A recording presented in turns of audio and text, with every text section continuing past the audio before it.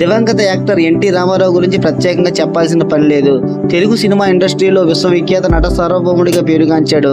కేవలం ఆయన సినిమాల్లోనే కాకుండా రాజకీయాల్లో కూడా తనకంటూ ఓ చెరగని ముద్ర వేసుకున్నారు. అయితే అలాంటి ఈ హీరో మీద అప్పట్లో ఈయనంటే పడని వాళ్ళు ఎన్నో పుకార్లు సృష్టించారు.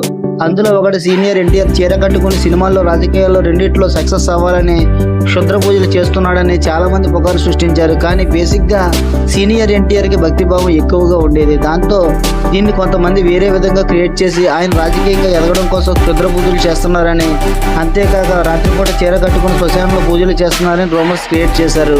ఇందులో ఎలాంటి నిజం లేదని చాలా మంది కొట్టిపారేశారు. అలాగే ఇదంతా పచ్చి అబద్ధమని సీనియర్ సినీ జర్నలిస్ట్ భరద్వాజ్ కూడా తెలియజేశారు. ఆయన మాట్లాడుతూ అన్నగారంటే పడని వారు కొంతమంది కావాలని ఈ రూమర్స్ని క్రియేట్ చేశారు. అందులో ఎలాంటి నిజం లేదు. ఆయనకు వస్తున్న ప్రజాదరణ చూసి ఓర్వలేకే ప్రతిపక్షాలు ఈయనపై పుట్టించిన పుకారు